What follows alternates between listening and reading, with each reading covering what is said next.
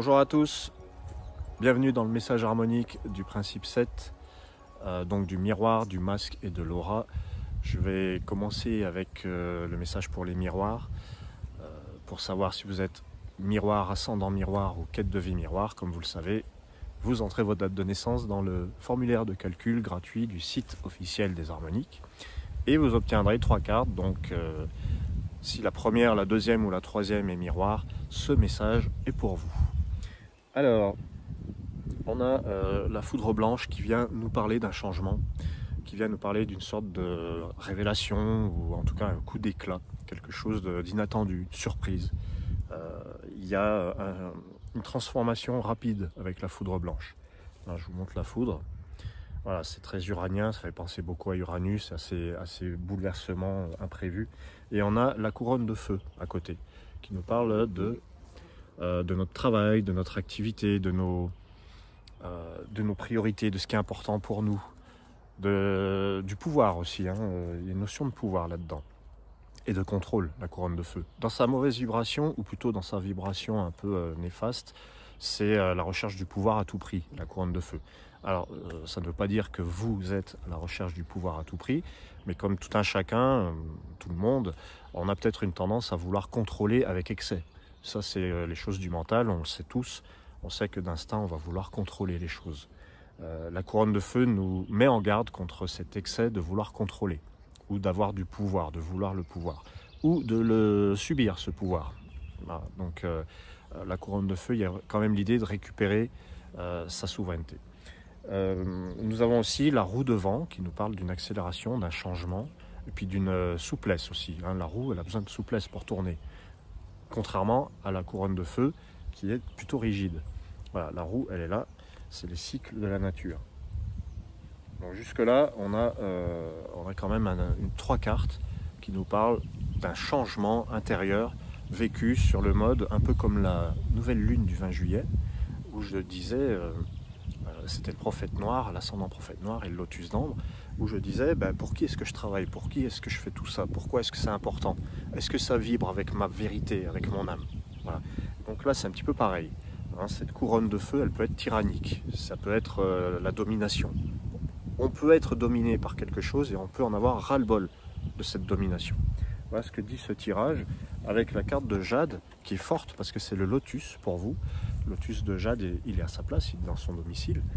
Eh bien, on vous dit de revenir à quelque chose de plus terrestre, de plus réel, de plus authentique, de plus naturel.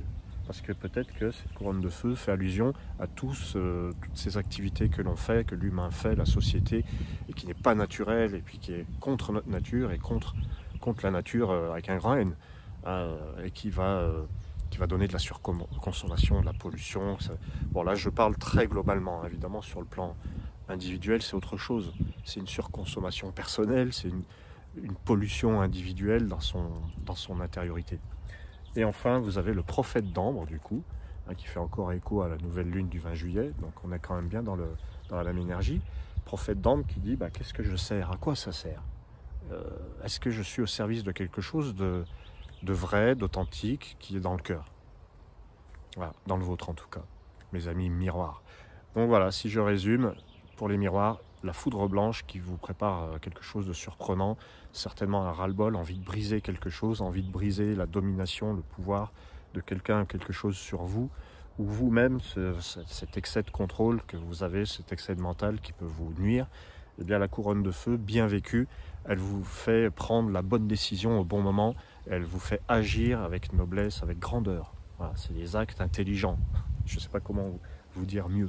Et puis la roue de vent qui va accélérer le processus de transformation en ce mois d'août. Voilà, je vous remercie les miroirs. Si vous voulez en savoir plus, n'hésitez pas à me contacter, bien évidemment. À très bientôt les miroirs.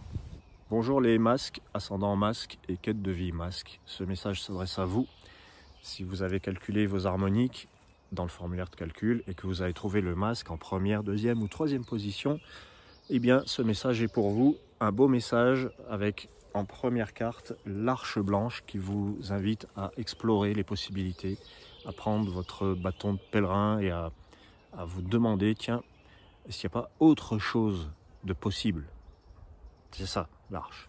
Est-ce qu'il n'y a pas d'autres possibilités? L'arche n'est pas du tout dans sa petite vie plan-plan. C'est un explorateur. Voilà. Donc tout est dit, surtout que à la suite, on a une carte qui va très très bien dans ce sens. Notre scarabée de feu qui nous dit partez à l'aventure en plus. Voilà, là les chemins balisés, c'est pas très intéressant. Il y a besoin de restructurer. D'ailleurs, le scarabée ressemble beaucoup à la salamandre qui intervient en 4e position de votre tirage, mais j'y reviendrai après. Donc ça commence avec l'arche blanche, ressourcez-vous. Vous avez besoin d'un ressourcement, vous avez peut-être fait le tour d'une question, et maintenant il faut aller plus loin. Maintenant il faut continuer le chemin et ne pas avoir peur de bousculer un peu les habitudes. C'est même bousculer beaucoup les habitudes avec le scarabée en général. Donc c'est très constructif ce scarabée de feu. Quand il est mal dans la mauvaise vibration, méfiez-vous, c'est la peur du changement qui ouvre la porte à des choses chaotiques. N'ayez pas peur du changement, au contraire, c'est une belle aventure qui vous attend. Vous avez en vous, grâce à l'arche blanche, beaucoup de possibilités. En plus, vous avez la voix des anges de vent.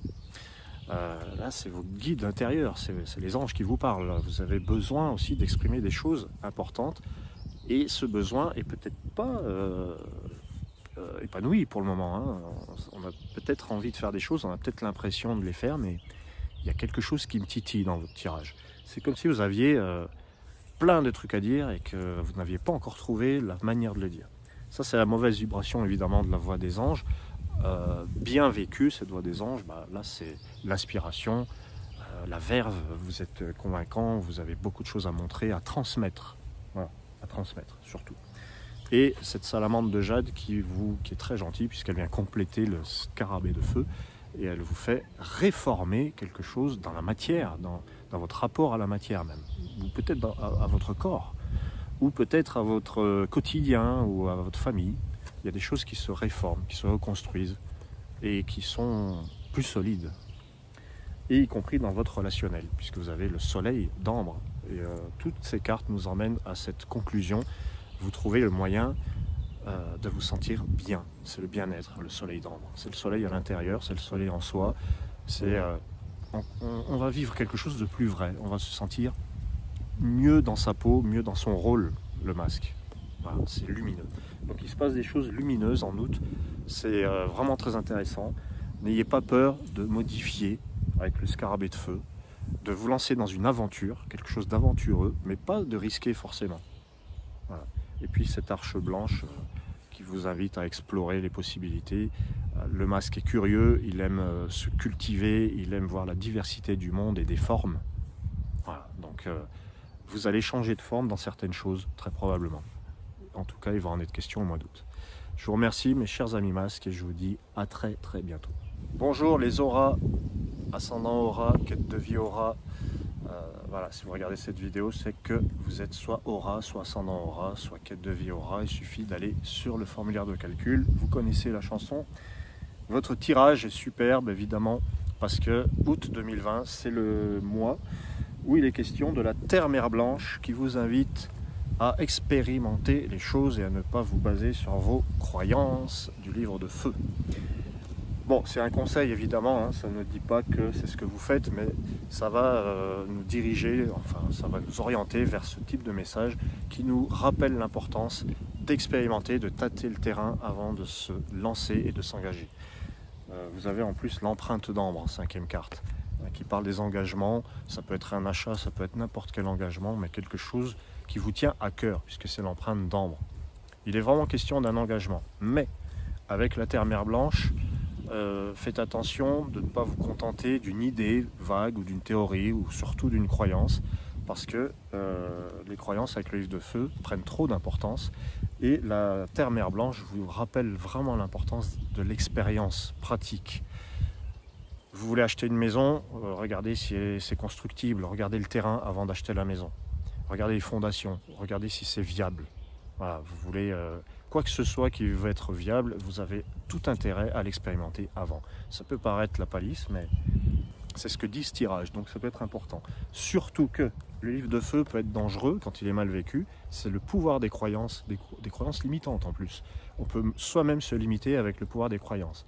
Le livre de feu, bien tourné, vous avez bien compris que c'était tout l'inverse, c'est quand on a de la foi, quand on met toute sa conviction, toute sa force dans quelque chose sa force spirituelle, on le réalise. Bon, ça peut paraître un peu... mais moi j'y crois. En fait, c'est tout simple. Vous avez la foi en ce que vous faites, vous êtes convaincu, et vous parvenez à le réaliser de la même manière que vos croyances limitantes vous limitent. C'est exactement pareil.